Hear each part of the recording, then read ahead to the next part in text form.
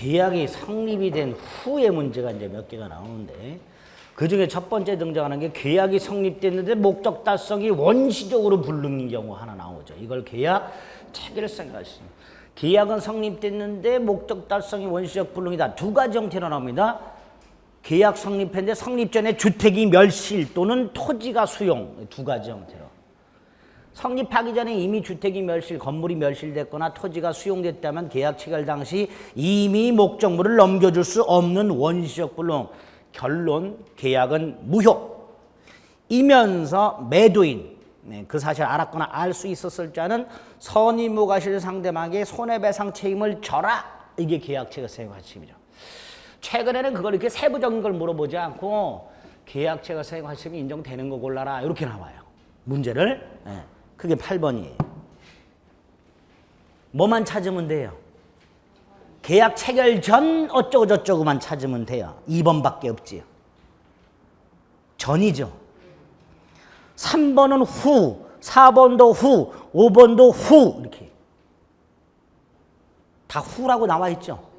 근데 전이라고 돼 있는 건 2번밖에 없어요. 그럼 여기 답이에요. 1번은 뭐냐 그러면 수량을 지정한 토지 매매에서 계약 면적이 미달하는 경우. 자, 각과 을이요. 예를 들어서 아파트를 매매를 했어요. 이게 전용 면적이 50평이에요. 아파트 같은 건요. 한 평 갖고도 가격 차이가 막 그 평수가 굉장히 중요하죠. 예? 평당 얼마 뭐 이렇게 따져서 계약을 하잖아요. 그러니까 이렇게 그 수량이 굉장히 중요한 요소에 해당되면 그걸 수량 지정 매매라고 합니다. 그런데 그 수량 지정 매매에서 수량이 부족해. 분명히 전용 50평이라 그래서 딱 샀어. 서울에서 50평이면 좀 넓은 평수잖아요. 그렇죠? 그럼 넓어야 될 거 아니에요. 뛰어다닐 정도가 되는데 좁아. 조금만 가도 자꾸 가족끼리 부딪히고 그래. 왜 이럴까? 측량을 해왔더니 40평밖에 안 돼. 정밀하게 측량을 했더니. 그럼 처음부터 몇 평이 모자라는 거예요? 몇 평이 모자란 거죠? 원시적 일부 불능. 그렇죠? 원래 원시적 일부 불능도 137조의 적용을 받으면 전부 불능, 전부 무효가 되고 계약 체결성의 가책임이 문제가 되거나 또는 일부만 무효로 처리하고 그 부분에 대해서 부당이득으로 그 부분만큼 돈을 돌려주거나 이렇게 처리하면 돼요. 그렇죠? 그런데 지금 여기처럼 수량을 지정한 매매에서 수량이 부족한 원시적 일부 불능의 경우에는 일단 계약은 전부 뭘로 처리하고 유효로 처리하고 뭘로 간다? 담보 책임으로. 그래서 요 부분만큼 대금 감액을 청구할 수 있어요. 그러니까 우리 판례가 수량 지정 매매에서 수량이 부족한 경우에는 담보 책임이 터잡아 대금 감액을 청구하는 것은 변론으로 하고 전부 무효를 전제로 하는 계약 체결상의 과실 책임이나 일부 무효를 이유로 부당이득 반환 따위를 청구할 수는 없다. 그러니까 이건 계약 체결상의 과실 책임이 성립하지 않는다. 이렇게 1번이죠. 그 문구를 딱 머릿속에 넣어두시면 됩니다. 아주 간단하죠. 그 다음에 이제 9번 동시 이행의 항변권이 나오죠. 동시 이행항변권이 9번, 10번, 11번, 12번 네 문제네요. 거의 매년 한 문제씩 나온다고 보시면 되지요. 보통 9번, 10번처럼 동시 이행의 항변권 이렇게 물어보는 게 보통이에요. 근데 최근에는 이렇게 11, 12번처럼 사례 형태의 문제로도 살살 냅니다. 사례 형태로 냈을 때는 동시 이행 항변권 문제인지를 빠르게 파악하는 거. 문제만 갖고는 판단하기가 좀 어려워요. 이거는 밑에 지문을 봐야 항변권 문제구나 이렇게 됩니다. 자, 9번 1. 동시 이행의 항변권을 배제하는 당사자 사이의 특약은 유효하다. 유효죠. 계약법 규정들은 대부분 임의 규정이니까 몇몇 개 빼고는. 그 다음에 항변권을 만약에 상대방이 아까 유치권도 마찬가지고요. 항변권도 마찬가지고 예를 들어서 갑이 이렇게 물건을 달라, 돈을 달라 그랬어요. 그럼 을은 물건 넘겨주기 전에는 돈을 못 주겠다 이렇게 얘기하겠죠. 근데 갑이 소송을 제기했어요. 그럼 법원은 을을 불러요. 불러서 너 왜 돈 안 주냐고 물어볼 거 아니에요. 그렇죠? 갑이 을한테 돈 달라는 소송을 제기하면 법원은 갑이 을에게 돈을 받을 권리가 있나 봤더니 계약을 했어. 그럼 있네? 그럼 을한테 넌 왜 물건 샀는데 돈 안 주냐고 그럴 거예요. 그럼 을은 당연히 뭐라고 얘기를 해야 돼요? 갑이 물건을 안 주니까 돈을 안 주고 있죠라고 말을 해야 되잖아요. 근데 말을 안 하고 가만히 있어요. 그럼 법원은 이 자식이 왜 돈을 안 주는지 알 수가 없어요. 작두 타지 않는 난 모른다 그랬어요. 법원이 그놈 얼굴 딱 봐. 저 자식은 항변권이. 그럼 법원은 그 판사하지 말고 가서 미아 가가지고 미아 삼거리 거기 가서 미아리 고개 거기 가고 점을 쳐야죠. 예? 돗자리 깔고 모른다는 말이. 그러니까 주장해야 법원은 심리 판단한다. 그럼 주장하지 않으면 심리 판단할 필요가 판단할 수도 없고 판단할 필요도 없는 거예요. 그 다음에 3번. 자, 갑과 을이 계약을 했어요. 매매 계약 같은 거. 예를 들어서 얘가 물건을 넘겨주기로 했고요. 얘는 돈을 주기로 했어요. 근데 이게 불능이 됐고요. 요 놈에게 잘못이 있어요. 그러면 손해배상으로 바뀌죠. 예? 이럴 때 을은 계약을 해지할 수도 있어요. 그런데 봤더니 손해배상이 또 커. 그러면은 돈 주면서 손해배상 큰 거 달라고 할 수도 있고요. 계약을 해지하고 손해배상해라 이렇게 할 수도 있는 거예요. 이때 계약을 해지하지 않고 갑이 을에게 손해를 배상할 의무하고 을이 갑에게 돈을 줄 의무, 이것도 당연히 동시행관계죠. 을은 계약을 해지하고 지가 준 계약금 돌려받고 엔드 손해 생긴 거 조금 더 받을 수도 있고요. 이 물건을 갑의 잘못을 넘겨주지 못하게 되는데 이 손해가 굉장히 액수가 크더란 말이에요. 그럼 얘는 돈 주면서 이거 손해배상하라고 할 수도 있는 거예요. 이 액수를 비교해 봤을 때. 그럴 때 이 손해배상과 이것도 무슨 관계? 동시행관계 이렇게 되겠죠. 그래서 이렇게 기억하세요. 동시이행관계가 있는 채무가 있어요. 이것도 채무고 이것도 채무고 동시행관계인데 그 중에 하나의 채무가 그 채무자의 귀책 사유로 이행 불능이 되어 손해배상 채무로 바뀌었을 때 이 손해배상 채무도 여전히 다른 상대방 채무와 무슨 관계다? 동시이행관계다. 이렇게 표현을 딱 기억을 해두시면 돼요. 됐지요? 그 다음에 4번, 이것도 굉장히 자주 나오는 거예요. 갑이 을에게 물건을, 예컨대 부동산을 매도한 갑이 등기 서류를 을에게 제공을 하면서 돈 내놓으라고 청구를 했어요. 을은 항변권 행사하지 못하죠. 을이 이걸 안 주면서 돈 내놔 그러면, 갑이 이걸 안 주면서 돈 내놔 그러면 을은 이거 줄 때까지 돈 못 줘, 이게 항변권인데 갑이 물건을 주면서 돈 내놔 그러니까 그런 돈을 줘야 되니까 항변권을 행사할 수가 없어요. 그렇죠? 항변권을 행사할 수 없다는 거 그 무슨 책임?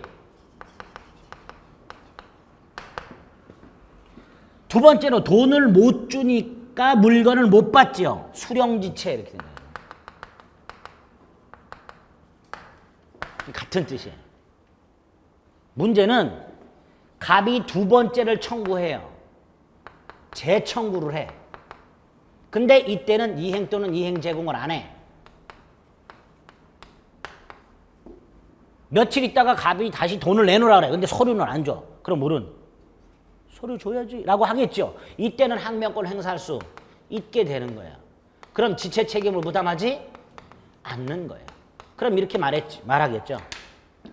이행을 청구하는 자가 한 번의 이행 또는 이행 제공에 의한 청구에 의하여 상대방이 지체 상태에 빠졌다 하더라도 그 사람이 갖는 항변권이 소멸하는 것은 아니기 때문에 청구하는 자가 재청구할 때 이행 또는 이행 제공하지 아니한 채 청구했다면 청구받은 자는 여전히 항변권을 행사할 수 있다.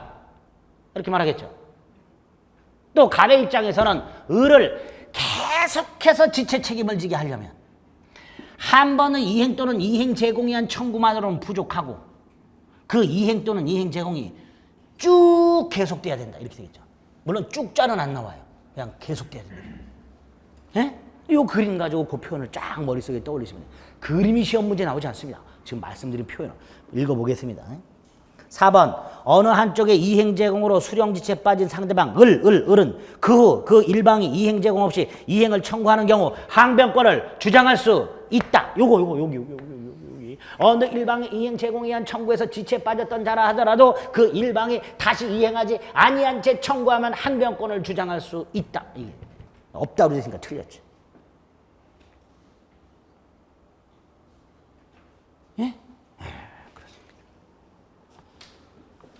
구분 소유적 공유 관계가 해소가 되면 서로 지분을 넘겨줘야 되죠. 동시행 관계, 동시행 관계.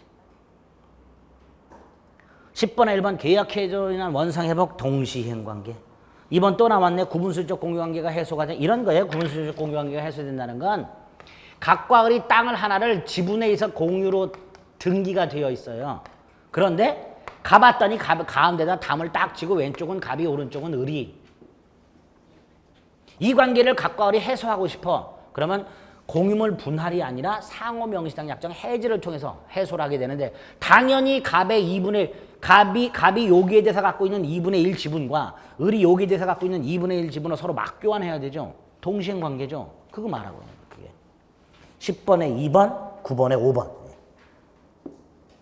반면에 동시행 관계 아닌 거 이거 몇 개 외워야 된다 그랬어요. 자, 외웁니다. 어디 있는지 우리 어디 있다. 9페이지 프린트.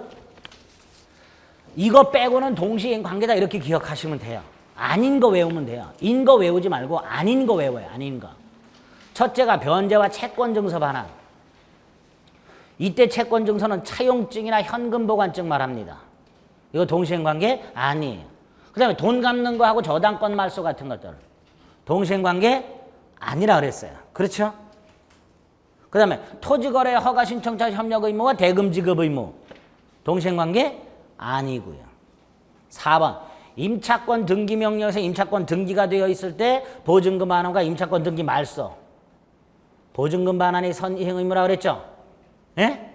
예. 마지막으로 갑수요 토지에 근저당권자 을이 있었어요. 근데 얘가 이걸 경매를 넣었어요. 경락이 됐어요. 병에게. 병이 경매법원에 대금을 납부했고요. 배당이 끝났어요.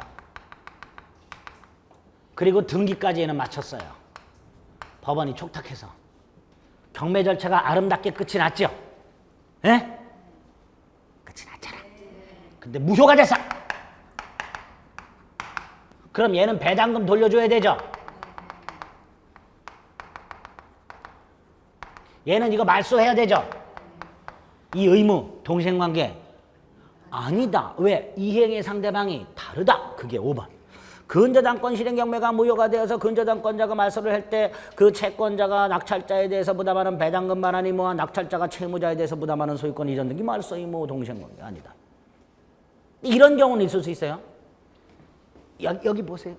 이렇게 배당을 했어. 근데 남았어 돈이. 그럼 얘한테도 배당이 됐겠죠. 그때 요놈과 요놈 사이의 의무는 그때는 동시행관계겠죠. 그래 안 그래요? 그건 이렇게 나와요. 경매가 무효가 되었을 때 당사자의 반환 의무 이렇게 나와요. 그건 동시행관계. 거기에 그 밑에 있는 양화살표. 경매 절차가 무효가 되었을 때 각 당사자의 반환 의무 이렇게 나옵니다. 이건 요걸 말하는 거예요. 두 놈을. 예? 이때는 동시 이행관계 다.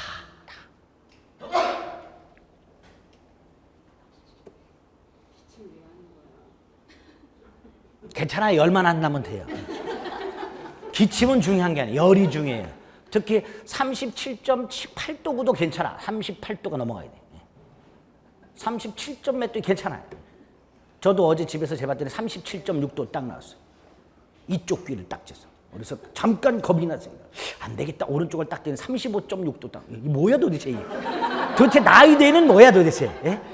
예? 도대체 내 머리는 어떻게 된 거야 도대체. 여기는 어떻게 2도 차이가 나요?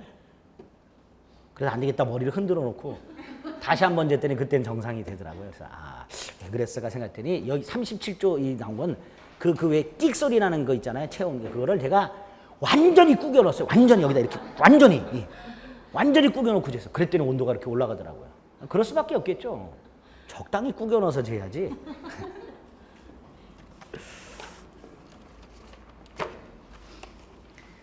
자, 그러면 다시 10번, 3번이 틀렸죠? 동시행관계 아니다 이렇게 될 거예요.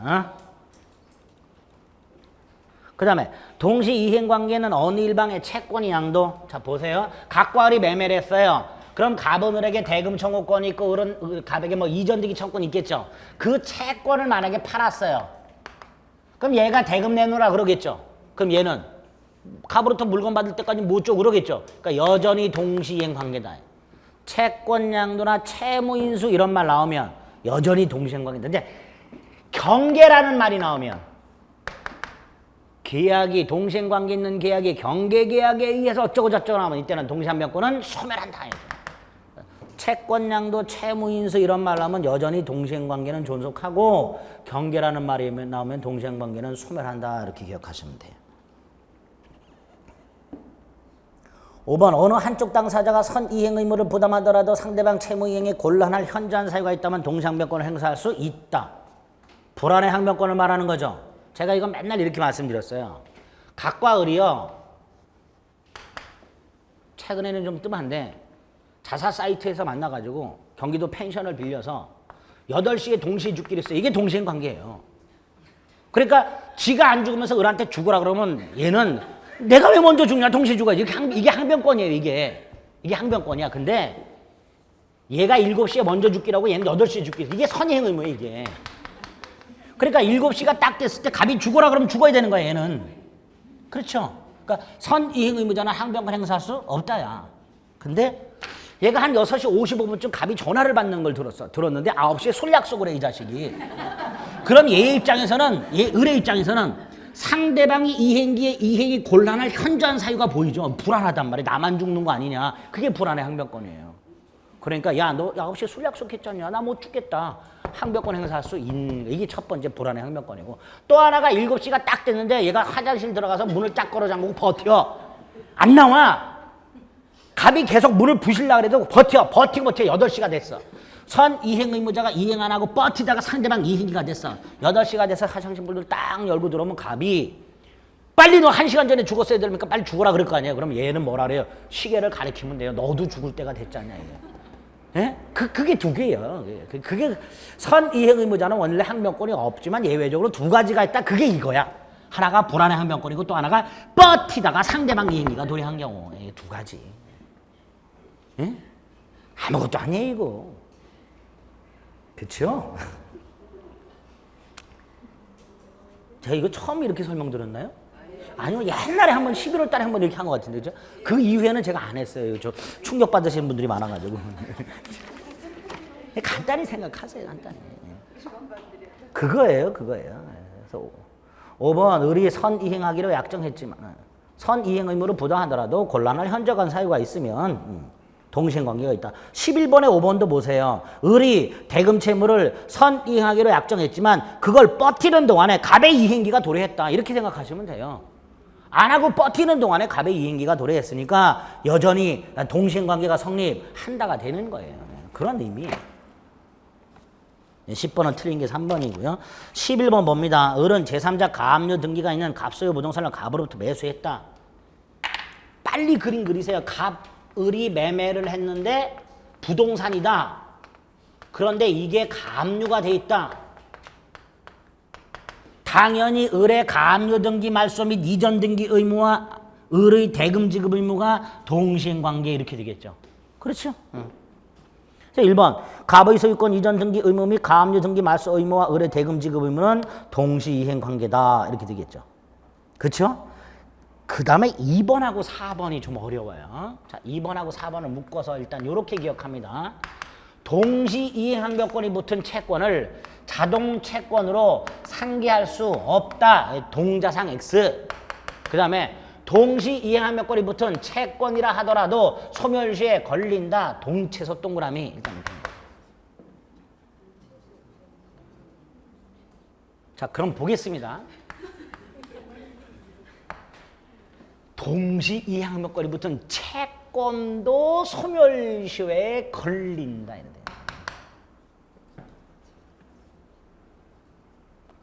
절에 가면 불상은 있어요. 그렇죠? 근데 동자상은 없어요. 그렇죠?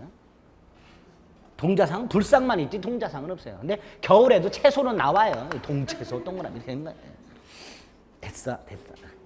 자, 보세요. 갑이 을에게 대금 채권이 있어요. 채권 있죠? 이게 만약에 1억이에요. 근데 이 갑의 대금 채권에는 을의 항변권이 붙어 있어요. 그래서 이 갑의 대금 채권이 항변권이 붙은 채권이 되는 거예요. 여기까지 됐죠? 자, 갑은 을에게 지금 1억 받을 게 있어요. 그렇죠?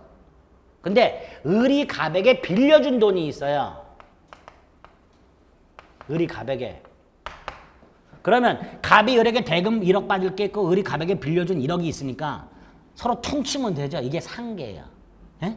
갑이 퉁칠 수도 있고 을이 퉁칠 수도 있어요. 이때 퉁치는 놈이 갖고 있는 채권이 자동이에요. 퉁치는 놈이 갖고 있는 게. 예를 들어서 갑이 을에게 퉁쳐 그러면 이게 자동이고요. 을이 갑에게 퉁쳐 그러면 이게 자동이에요. 그런데 갑이 퉁친 경우를 생각해 볼까요? 갑이 을한테 퉁쳐 그럼 이거 소멸하죠. 이거 소멸하죠. 모두 소멸해요. 갑이 퉁쳤는데 을의 권리가 소멸해요. 그러니까 안 된다는 거예요. 그럼 이 그림에서 갑은 퉁칠 수 없다. 즉 항변권이 붙은 채권을 자동 채권으로 상기하지 못한다는 거예요. 그게 이거예요. 됐죠? 똑같은 게 12번이에요. 임차인애가 어쩌고저쩌고가 돼 있어요. 자, 이 12번에 5번 봅니다. 갑과 을이 임대차가 있는데요. 을이 갑에게 보증금 반환 채권이 있어요. 1억. 이 을의 보증금 반환 채권에는 갑의 항변권이 붙어 있어요. 을이 갑에게 보증금을 달라 그러면 갑은 목적물을 반환할 때까지는 돈 못 줘 이렇게 얘기하죠. 그러니까 임차인의 보증금 반환 채권에는 임대인의 항변권이 붙어 있어요. 됐죠? 근데 여기서 갑이 또 을에게 빌려준 게 있어. 이때 을이 갑에게 1억 받을 게 있고 갑이 을에게 1억 받을 게 있죠. 이때 을이 갑에게 퉁쳐 그러면 이게 자동이 되죠. 그러면 갑의 항변권이 소멸을 해버려요. 그러니까 을은 퉁칠 수 있다 없다? 없다. 이게 이렇게 되는 거예요. 자동채권, 얘 항변권이 붙은 요 채권을 자동채권으로 상기할 수 없다. 이렇게 되는 거예요. 그게 이 말이에요. 동시항변권이 붙은 채권을 자동채권으로. 그렇죠? 과거에는 요거만 나왔었어요. 동시 이항변권이 붙은 채권을 자동채권으로 상기하지 못한다. 이렇게 나왔었는데 연장으로 이렇게 사례 형태로 냈어요. 사례 형태로 나올 수 있는 게 다 나왔어요. 지금 우리 시험에서. 이 이외에는 만들 수가 없어요. 외웁니다. 매도인은 상기할 수 없다. 임차인은 상기할 수 없다. 이렇게만 기억하시면 돼요. 매도인은 상기할 수 없다. 임차인은 상기할 수 없다. 이렇게 기억하세요. 대충 이해되셨죠? 외우면 되는 거예요. 그럼 11번에 3번, 11번에 2번. 갑이 매도인이죠. 예? 갑은 끝이 뭘로 돼 있어요? 상기할 수 없다. 맞았어요. 맞았어요? 근데 12번을 보세요. 임차인이 을이에요. 예? 5번 보세요. 임차인 을이 끝에 뭘로 돼 있어요? 상기할 수 있다. 틀렸지. 이게 답이에요. 12번에 5번. 그렇죠? 여러분 지금 이해하셨다 그랬어요, 이거? 이제 외우는 거야. 이제 외우는 것만. 딱 요렇게밖에 안 나와요. 나오게 되면 지문이 딱 3가지. 이거 나오거나 이렇게 사례로 나오는데 뒤틀어봐야 요거밖에 안 돼요. 머리에 매도인은 상기할 수 없다. 임차인은 상기할 수 없다. 그러니까 이따로 돼 있는 거 답을 꼽으면 돼요. 틀린 거. 그래서 12번은 5번 틀린 거고요. 11번은 2번 맞은 거예요. 됐죠? 그 다음에 11번에 4번은 이거예요. 갑이 을에게 대금 채권 있죠? 그렇죠? 근데 을의 항변권이 붙어 있죠? 근데 이게 붙어 있어도 대금 지금 날짜가 됐어. 그때부터 10년의 소멸시에 걸려요. 갑이 돈 달라 소리 안 하면 소멸해버려요. 10년간. 그래서 동시 이항변권이 붙은 채권이라 하더라도 소멸시에 걸린다. 이렇게 되는 거예요. 그럼 4번 볼게요. 11번에. 갑과 을의 채무가 동시이행관계에 있다 하더라도 갑의 대금 채권은 지급기일부터 소멸시효가 진행된다. 옳은 지문이 되는 거예요. 됐죠? 그럼 이제 1번, 2번, 4번, 5번 받고 이제 3번 보겠습니다. 11번에 3번. 갑의 을에 대한 매매대금 채권이 전부 명령에 의해서 압류 채권자인 병에게 이전됐다. 자, 할까요? 어디 갔나? 네, 여기. 갑의 을에 대한 대금 채권이 병에게 넘어갔다. 병이 을에게 대금 달라 그런다. 그럼 얘는 갑으로부터 물건 받을 때까지는 돈 못 주겠다. 그거하고 똑같은 거예요, 지금. 이게.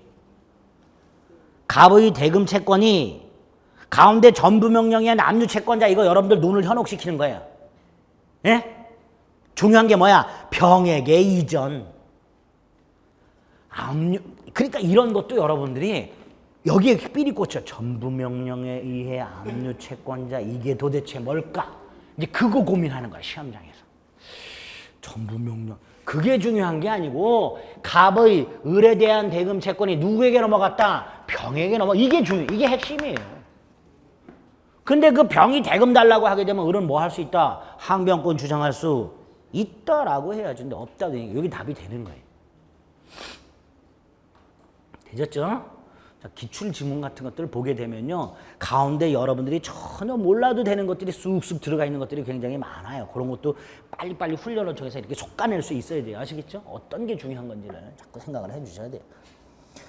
12번 임대인 갑은 임차인 을에게 기간 만료와 동시에 주택 명도를 요구하고 있다. 1. 갑이 보증금 채무를 이행 제공하지 않는 한 을은 주택 명도를 거절할 수 있다. 맞죠? 항변권. 2번 항변권에 터져봐. 항변권은 반환 거절이에요. 그렇죠? 그런데 우리 판례 항변권에 터져봐 임차인은 계속 사용할 수 있다. 원래 항변권이라는 건 반환 거절이죠. 예? 만약에 주택 임대차가 끝이 났어요. 예? 그러니까 보통의 임대차 이건 지금 주택이라고 돼 있나요? 주택이군요. 주택 임대차는 뭐 보증금 반환 받을 때까지 임대차가 존속하는 걸로 보기 때문에 괜찮은데 보통의 임대차 같은 경우 한번 끝났어요. 끝났는데 보증금을 안 돌려줘요. 그럼 임차인은 항변권 행사하는 거죠. 이때 딱 항변권만 행사하면 반환 거절하는 거고요. 그 주택을 사용을 못 해요. 항변권 내용 속에는 목적물을 계속 사용할 권능이 있어요, 없어요? 없어요. 그러니까 만약에 항변권만 인정된다 그러면 이 임차인은 그 주택이나 목적물에서 가만히 있어야 돼요. 아무것도 안 하고. 똥 누러 가도 안 돼요. 그거 사용하는 거니까. 화장실도 써서는 안 되는 거예요. 근데 좀 이상하죠? 그러니까 항변권에 터져봐 뭐 할 수 있다? 계속 사용할 수 있다라고 얘기를 하는 거예요. 사용했으니까 사용료는 줘야 되죠. 사용료는 줘야죠. 부당이득 반환에 뭐가 있다 이렇게 되겠죠. 그러나 불법 점유는 아니죠. 부당이득 반환의 뭐는 있겠지만 불법 점유는 아니겠죠. 그래서 불법 점유를 이유로 손해배상을 물을 수는 없다. 3번처럼 부당이득을 반환해야 된다 그랬죠. 2번, 3번 묶어서 기억하시면 돼요.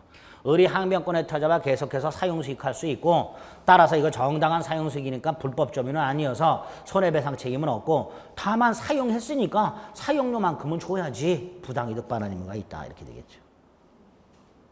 근데 4번 갑이 이행 제공을 했는데 을이 명도를 못하고 있다. 근데 갑이 그 후에 이행 제공 없이 또 명도 청구했다. 또 이거예요. 아까 이거 갑이 한번 이렇게 했다. 그래서 청구했는데 얘가 이걸 못 주고 있다. 그런데 갑이 두 번째 이행을 청구하는데 이걸 안 했다. 그럼 을은 항변권 행사할 수 있다. 또 이거예요. 말이. 그렇죠? 단순화시키세요. 그래서 12번은 5번 이렇게 틀립니다. 항변권 문제가 몇 가지 좀 어려운 까다로운 것들이 이 동자상 X하고 동체소 이것 때문에 좀 까다로운 지문들이 이렇게 나오는 게 있는데 우리 이 까다로운 것도 깔끔하게 그렇죠? 깔끔하게 아주 깔끔하게. 자 13번 하고요. 14번을 봅니다. 13번 14번을 봤더니 각괄이 계약을 했죠. 그런데 그게 넘어가기 전에 멸실됐어요.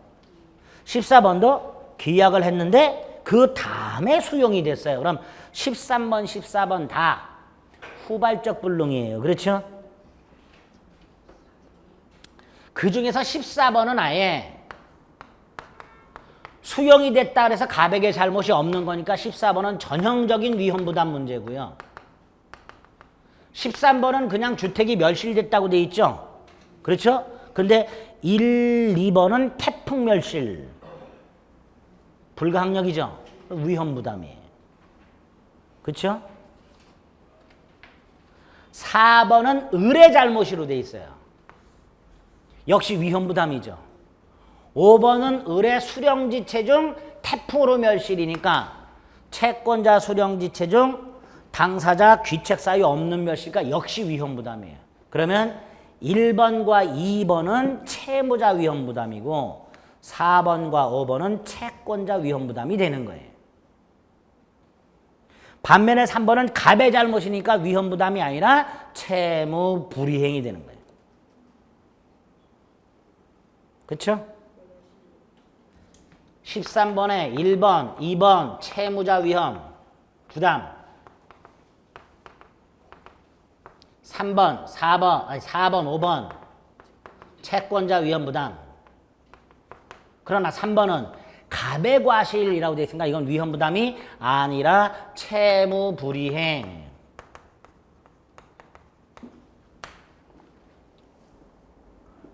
자, 그러면 1번, 2번 채무자 위험 부담이 뭐예요?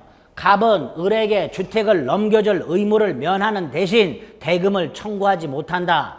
미리 받은 계약금 따위가 있으면 돌려줘라. 근데 2번 돌려줄 필요가 없다니까 2번이 답이죠.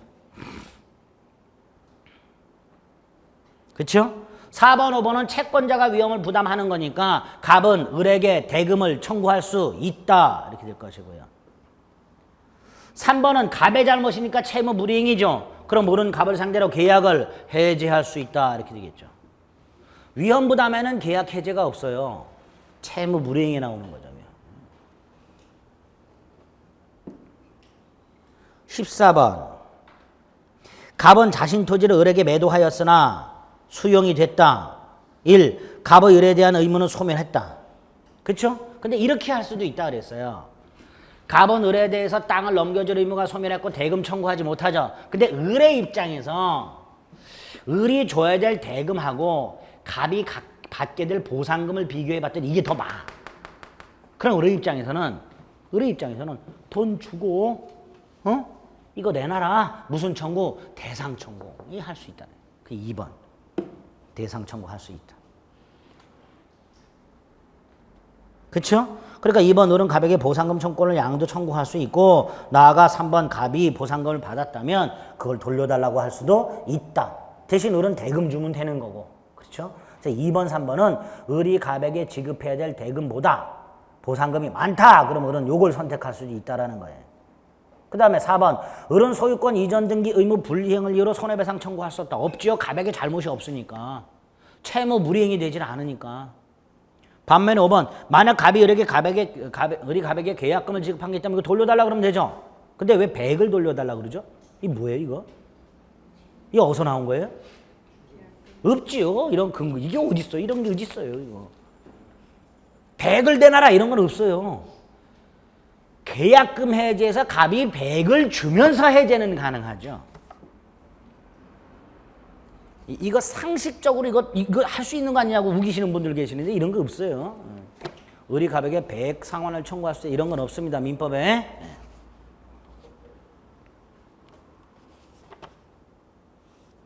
자, 15번, 16번, 17번 3개 똑같아요. 갑이 을과 계약을 하면서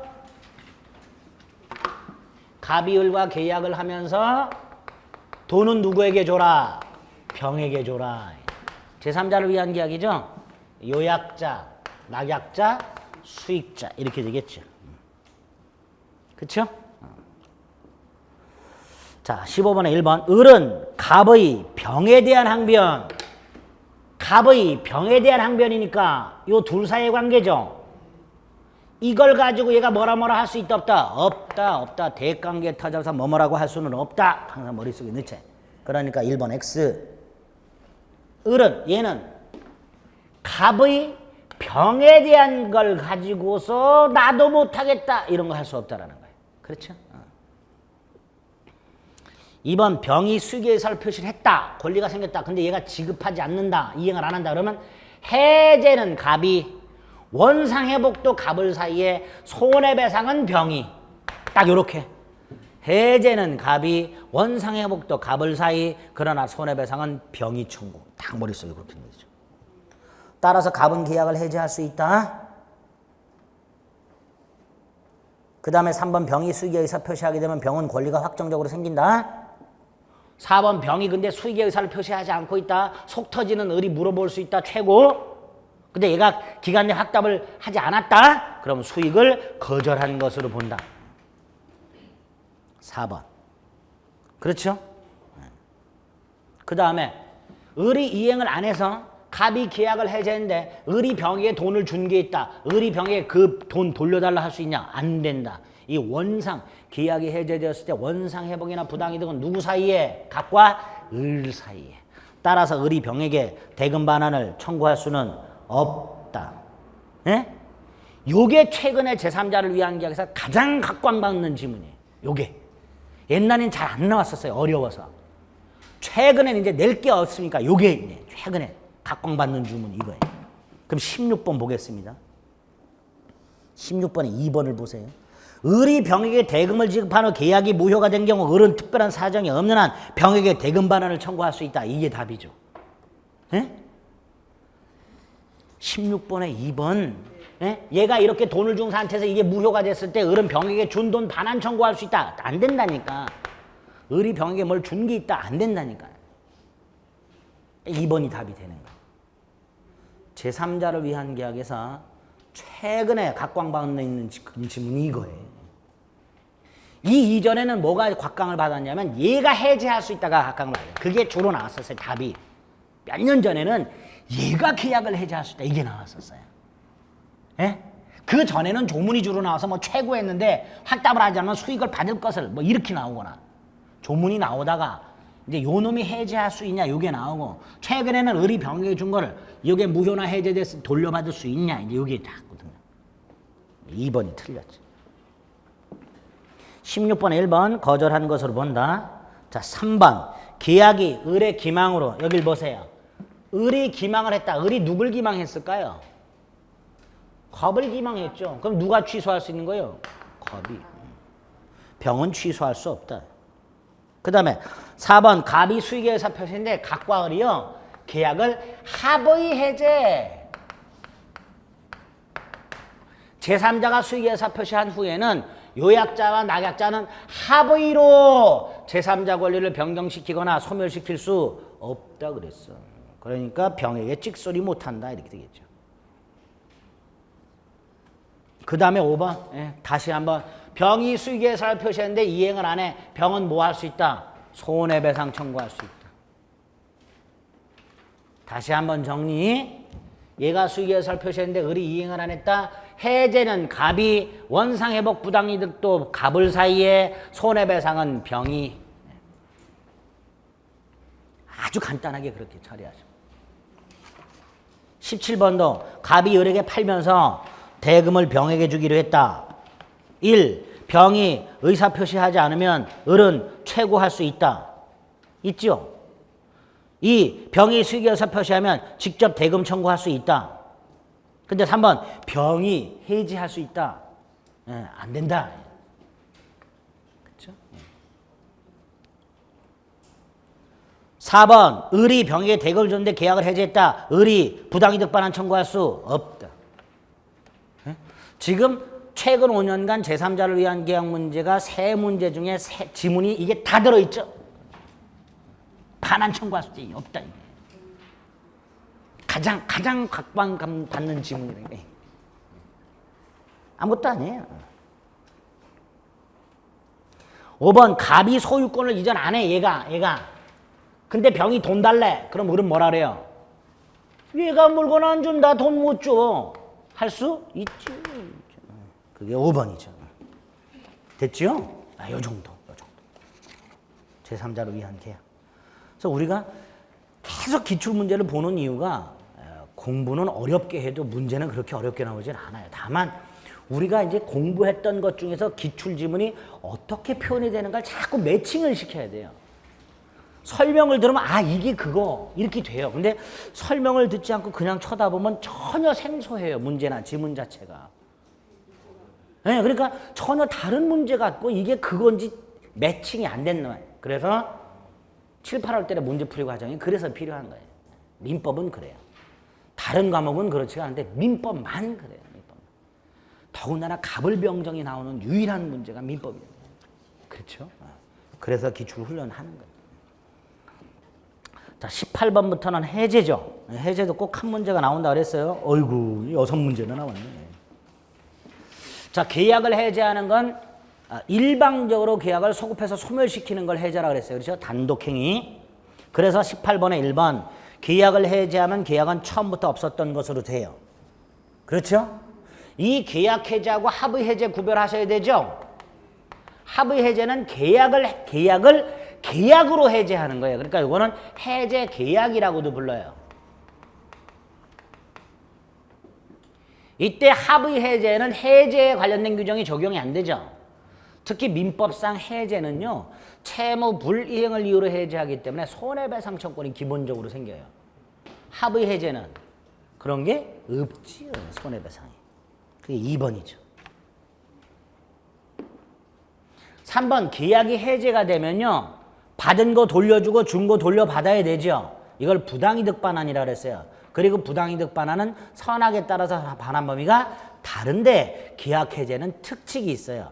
선악불문하고 전부 반환해라. 처음부터 계약은 체결되지 않았던 상태로 되돌아가야 되기 때문에 전부 반환하라. 그래서 물건 받은 사람은 원물 돌려줘야 되죠.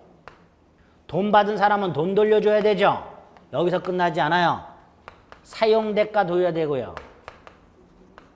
이자 붙여야 돼요. 그렇죠? 이 이자는 부당이득 반환 의무의 일종이지 대금 반환이 이행지체에 따르는 지연배상이 아니기 때문에 연체이자로 가산하는 게 아니라 법정이자로 가산. 언제부터? 받은 날부터. 받은 날의 다음 날부터 얘기하면 X 받은 날부터. 이게 원상회복의 내용이고 동시행관계 이렇게 되죠. 3번 받은 거 전부 됐죠? 그 다음에 4번 이제 이런 문제가 생겨요. 갑과 을이 계약을 했고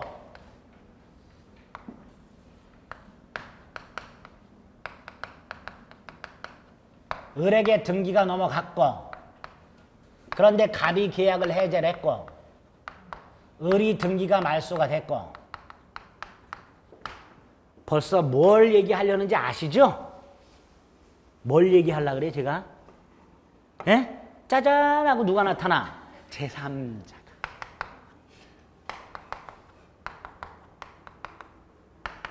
아주 패 죽이고 싶죠 제3자? 예. 내가 나타나요. 얘 보호된다 안 된다? 된다. 548조 1항에서 단서에서 계약이 해제되었다 하더라도 제3자 권리는 해하지 못한다. 그런데 우리 판례가 이 제3자를 이렇게 좀 세분화시켜요. 첫째, 해제 전에는 선악불문한다.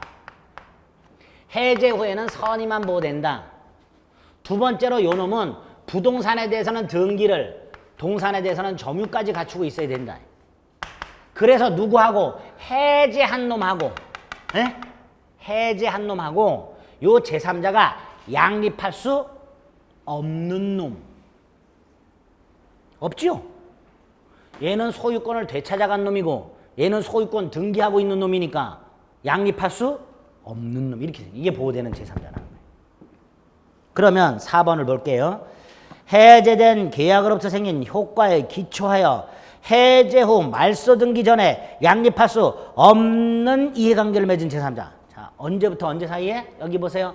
해제 후 말소 등기 전 양립할 수 없는 지위를 가지게 된 제3자. 선의만 보호돼요? 선악불문하고 보호돼요? 선의만. 근데 뭐라고 돼 있어요? 선악불문하고 영향받지 않는다니까 틀렸죠? 악의를 빼야 되죠.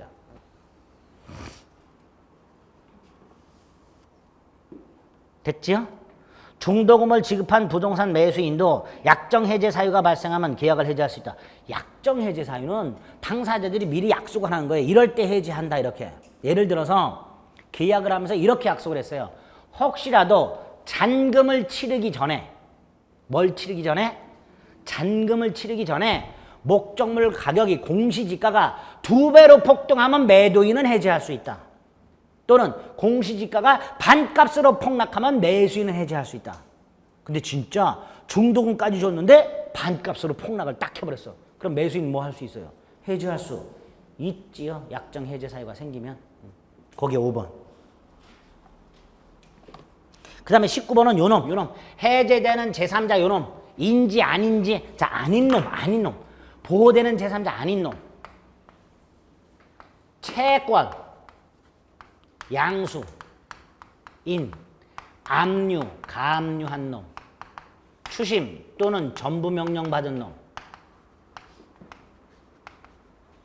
보호되는 제3자 아니다. 아파트 분양권.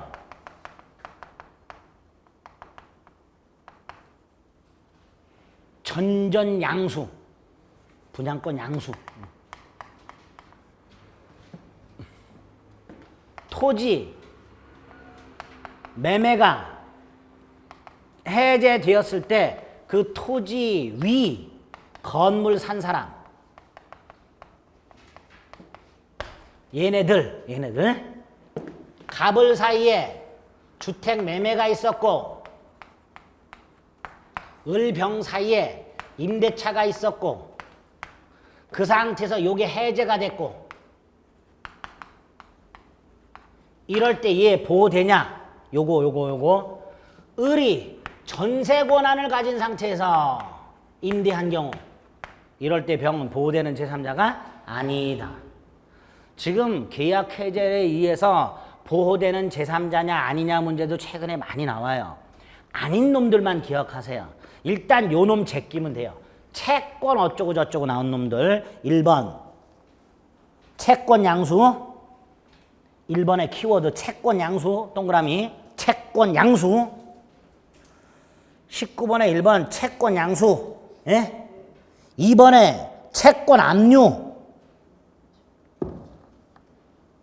돼 있죠? 근데 3번은 부동산을 가압류라고 돼 있죠? 지금 채권을 압류한 놈은 보호되는 제3자가 아닌데 부동산을 그러면 보호되는 놈이에요.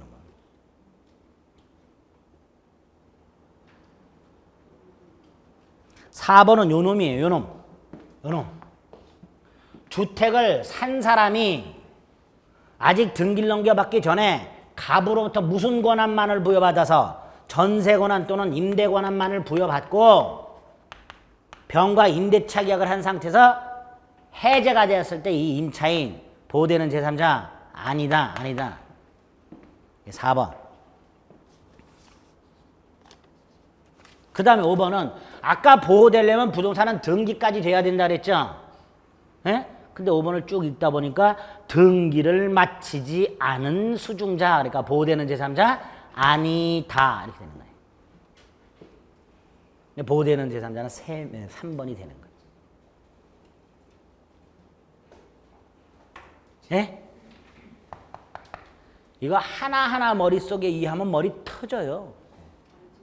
예, 그렇게 머리에 들어오지도 않고요. 요렇게만 딱. 요게 4번.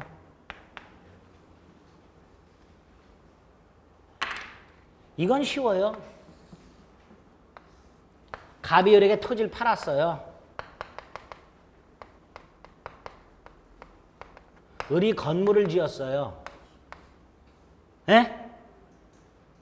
갑이 을에게 땅을 팔았고 을이 그 땅에 건물을 지었어요. 그럼 을이 건물 소유자죠. 이걸 병한테 팔았어요. 예? 그 다음에 갑이 이걸 해제를 했어요. 이럴 때 얘가 보호되는 제3자냐? 아니다. 왜? 둘은 토지 매매 계약을 해제한 거고 얘는 뭐를 산 놈이고 건물을 산 놈이고 그러니까 얘는 토지 매매 계약의 해제로부터 보호되는 제3자가 아니다. 아파트 분양권은 채권이다. 그러니까 채권 산 놈이다. 보호되는 제3자 아니다. 아파트 분양 계약이 해제되었을 때 이거 산 사람 보호되는 제3자 아니란 말이죠. 그렇죠? 그러니까 딱지 함부로 사면 안 된다는 거예요.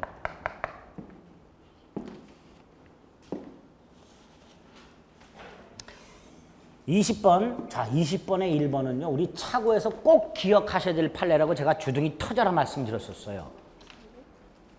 20번에 1번은 차고에서 꼭 기억하셔야 될 판례라고 제가 주둥이 터져라. 계약이 적법하게 해제된 후에도 착오를 이유로 취소할 수 있다. 너무나 많이 나왔던 거고요. 계약이 합의 해제되었을 때 손해배상 인정 안 된다 그랬죠. 근데 제3자는 보호됩니다. 3번 매도인의 이행불능을 이유로 매수인이 계약을 해제하려면 매매대금의 변제 제공을 해야 된다. 이행불능이에요 지금. 이행불능인데 매수인이 돈 주면서 계약 해제 이상하죠? 3번이 틀렸고요. 4번이 이거 지금. 토지 매수인으로부터 그 토지 위에 신축한 건물을 매수한 자는 토지 매매계약 해제로 인해서 보호받는 제3자에 해당하지 않는다.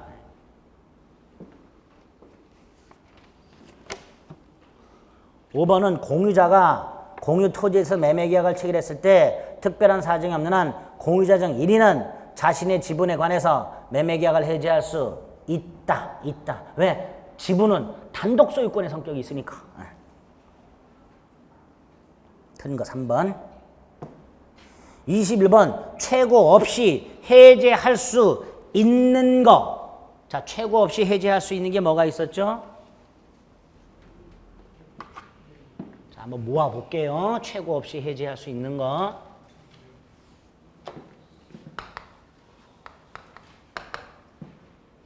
일단 법 조문에 있는 거, 정기행위 이행지체.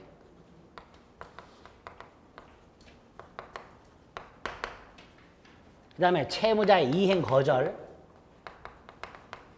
미리 이행하지 아니하겠다. 미리 이행하지 않겠다라고 표시. 그 다음에 이행불능이 있고요. 불완전 이행에서 완전 이행이 불가능.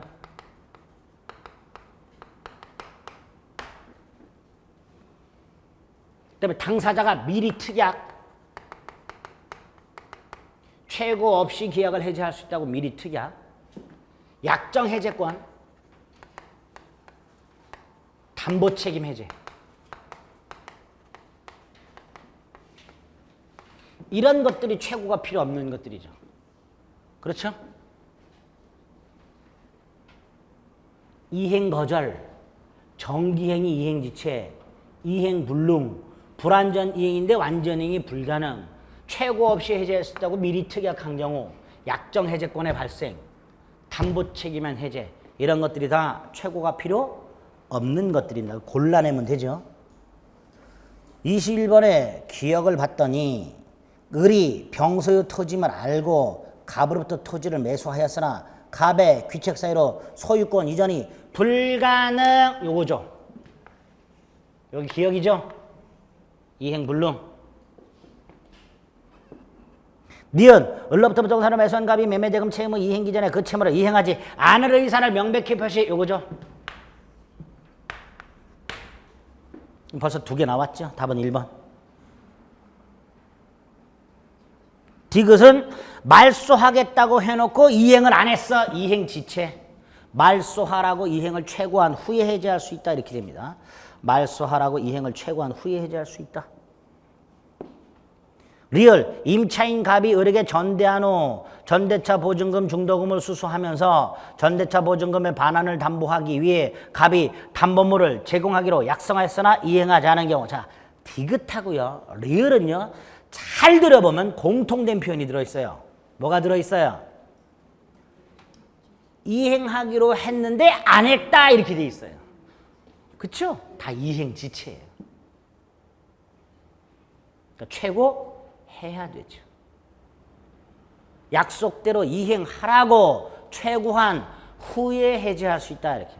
그래서 이렇게 최고 필요했냐 필요 없냐 이렇게 나오면 특히 디귿이나 리을 같은 건 읽다가 또 이게 짜증나요. 이게 리을 같은 건 이게 임차인 갑이 을에게 전대한 후 전대차 보증금 중도금을 수수하면서 전대차 보증금의 반환을 담보하기 위해 갑이 담보물을 제공하기로 약속해서, 그럼 이게 도대체 누가 누구한테 뭘 하기로 한 건지 이제 헷갈려가지고 이제 그거 그림 그리다 지쳐요. 근데 요렇게 최고 해야 되냐 말아야 되는 이행지체냐 아니냐 이런 거 따지는 거잖아. 이행지체가 뭐야? 해야 되는데 안 하고 있는 거니까. 그거 찾아내는 거예요. 디귿에는 뭐뭐 하기로 약속했으나 이행하지 않은 채, 리을도 뭐뭐 하기로 했으나 이행하지 않은 채. 요게 키워드가 되는 거예요. 딱 그거 이게 이행지체구나. 그럼 최고 해야 되는 거구나. 앞에 건 다 필요가 없는 거예요. 그러면. 그렇죠? 좀 불안하시죠? 근데 이거 이해하지 않고 이렇게 자꾸 뭔가 이렇게 눈에 보이는 걸로 괜찮아요. 시험장 가도 이렇게 풀어야 돼요. 네, 이렇게 풀면 되는 거예요. 제가 말씀드린 대로 하지 않고 지금 제가 여러분들이 흔히 겪는 그 오류 떨어져요. 분명히 얘기하는데 이렇게 자꾸 훈련하고 생각하셔야 돼요. 아시겠죠? 딱 보고 알고 푸는 거는 그렇게 많지 않아요. 실제로. 22번 갑의 건물에 대한 갑과 을사의 계약의 해제에 관한 설명으로 옳은 것을 골라라. 1. 계약 성립 후 건물에 가압류가 돼 있다. 가압류가 돼 있다 하더라도 갑은 돈이 있으면 가압류권자에게 돈 주고 가압류를 푼 다음에 등기 넘겨줄 수 있죠. 그러니까 목적물이 가압류된 것만으로는 이행불능이 아니니까 해제할 수 없다. 그것만으로는 해제할 수 없다. 2번은요. 이행불능이라고 되어 있으니까 그냥 해제할 수 있는 거죠. 을은 대금 제공할 필요 없이 해제할 수 있다 이렇게 되겠죠.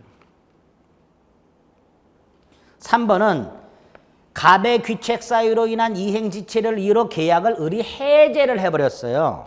예? 근데 이놈이 이상한 놈이에요. 자 보세요. 저하고 여러분이 계약을 했는데 제가 해제를 했어요. 여러분하고. 예?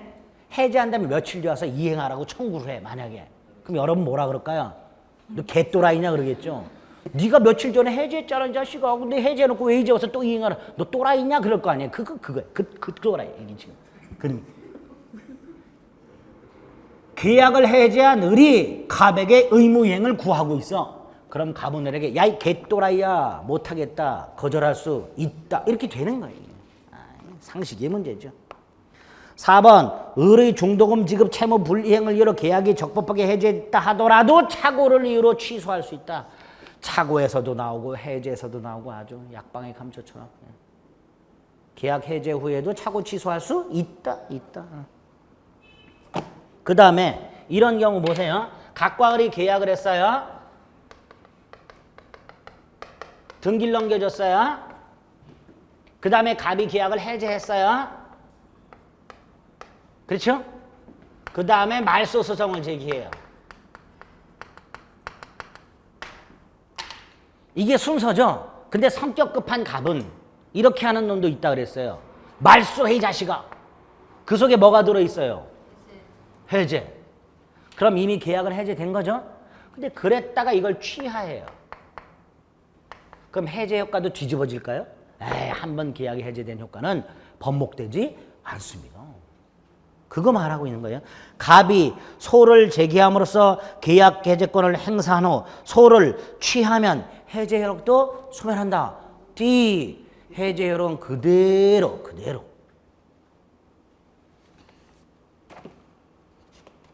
옳은 거 3번. 23번 갑은 자신의 X토지와 을의 Y토지를 교환하는 계약을 체결하고 갑의 X토지와 을의 Y토지를 교환하는 계약을 체결했어요. 을에게 X토지 소유권을 넘겨줬네. 아이고 이 또라이지 이것도.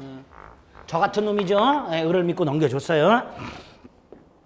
을에게 X토지를 이전하였으나 을은 Y토지에 대한 소유권 이전 의무 이행을 지청하고 있다. 그 다음에 을은 병에게 X토지를 매각했다. 이 나쁜 놈. 야 이렇게까지 했어 이놈은. 직권 안 넘겨주고 넘겨받은 이걸 팔아버렸어요 벌써 병에게. 그 후 Y토지는 소용이 돼버렸네. 아이고야. 그런데 얘가 이행을 지체하고 있다가 수용이 됐죠. 그럼 이행 불능으로 바뀌어버리죠. 그래 안 그래요? 그럼 갑은 계약을 해제할 수 있겠지요. 근데 해제됐는데 누가 있어? 제3자가 있어. 얘는 보호되겠지요. 구조가 이렇게 단순해졌어요. 말은 긴데 내용은 아주 단순해졌어요. 1번 갑은 최고 없이 해제할 수 있다. 왜? 이행불능이 돼버렸으니까. 이행불능 그쵸? 이건 이제 문제를 좀 해석할 수 있어야 된다. 이런 것들. 이행불능이란 걸.